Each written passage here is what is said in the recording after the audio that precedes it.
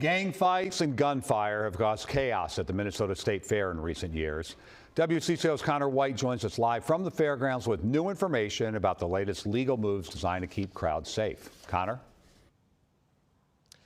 Frank, late this afternoon, we heard from a judge. They're siding with prosecutors in cracking down on alleged gang members. And in just the last 90 minutes, we heard from the police chief here at the State Fair calling this a big win.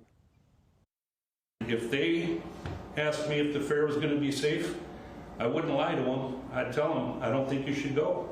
But I'm not telling my family that because I believe we got the safest fair in the country.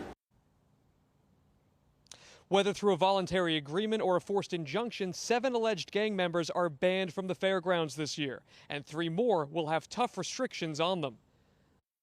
It's social media posts like these that set off alarm bells for police. An apparent advertisement for the, quote, biggest battle of the summer between 2 gangs at the Minnesota State Fair. And we simply have to stop this before it happens to preserve public safety and, quite frankly, to keep them out of trouble as well.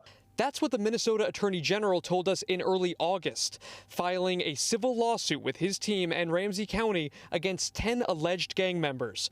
The goal was to set up additional penalties if any of them showed up together at the fair. Some fought the case, arguing in part that prosecutors base their claims on one-sided, unreliable hearsay. On Thursday, a judge disagreed, establishing that 3 of the defendants are in fact gang members. They are allowed at the fair, but can't confront anyone, use gang signs like this one, or associate with any other known members. While the judge acknowledged constitutional concerns, they decided the state has a substantial and legitimate interest in protecting the hundreds of thousands of Minnesotans who attend the state fair from violence. All of my clients deny the state's allegations, from top to bottom, beginning to end. Joshua Preston says he represents the 7 who signed agreements this week to not come to the fair. In those agreements, all 7 state that they are not gang members. There might be some people who might scoff at the use of the honor system here. Should we trust that they won't turn up at the fair?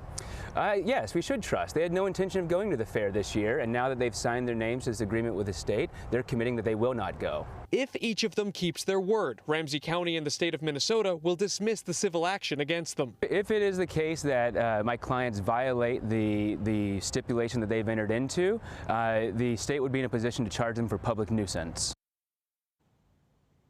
So how is that enforced? Well, no one is expected to stop them at the gate entering the fairgrounds, but specific members of law enforcement who will be here, who know them personally, will be expected to intercept them and escort them off the ground. Frank, Amelia? Well, no one wants what happened in prior years. Thanks, Connor.